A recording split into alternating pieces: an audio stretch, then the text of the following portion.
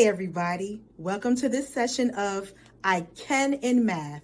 We'll be talking about building our confidence in math and believing that we can overcome the obstacles that sometimes trip us up in our minds to believe that we're not as good in math as we really are.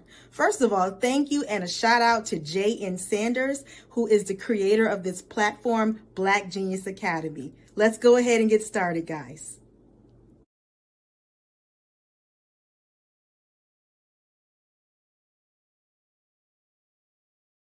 My name is Miss Jackson. I am a middle school math and science teacher. I have been in education for 17 years.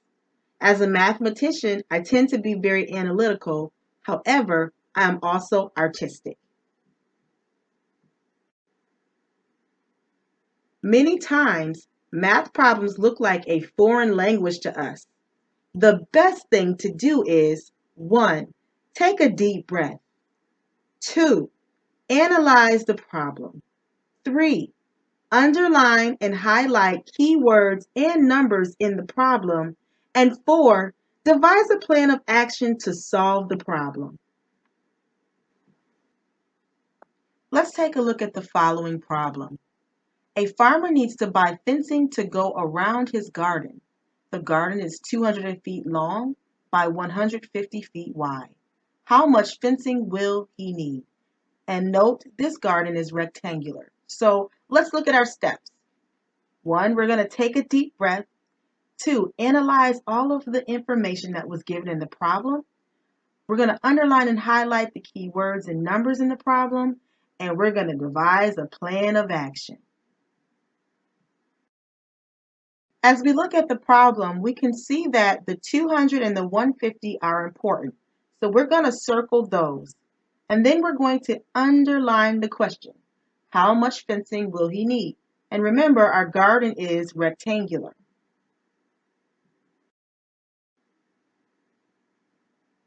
So as we analyze this problem, we can clearly see that we are dealing with a rectangular garden, and it's best to draw a picture so that we can devise a plan of action.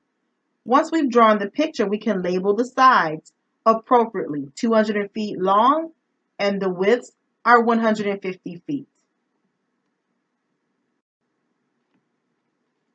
Now that we have a picture, it's easy to devise a plan. We can have a plan of action that includes something called perimeter. We want to find the fencing that goes around this rectangular garden. Anything that goes around, once again, is called perimeter, and it means to add up all the sides.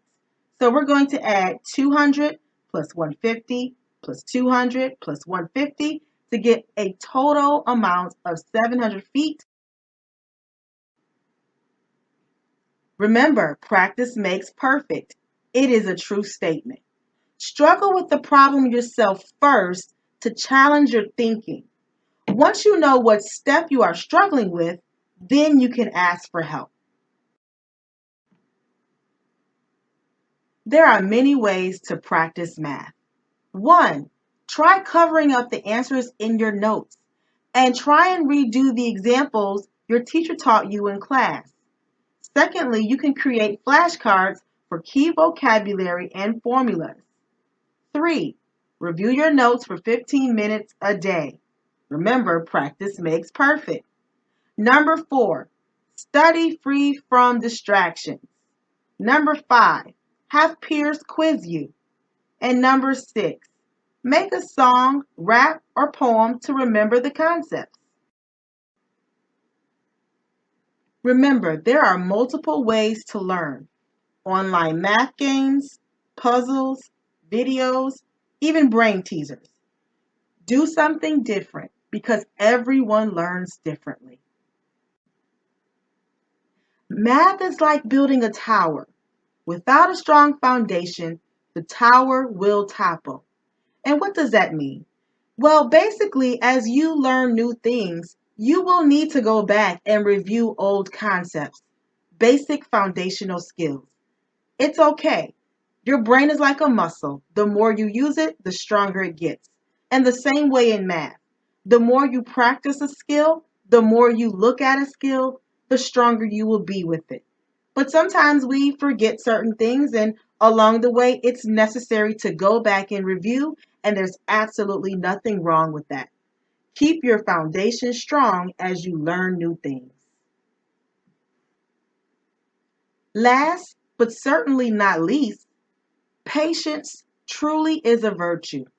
You may not get the problem correct the first time, but there's nothing wrong with getting it right the fourth time.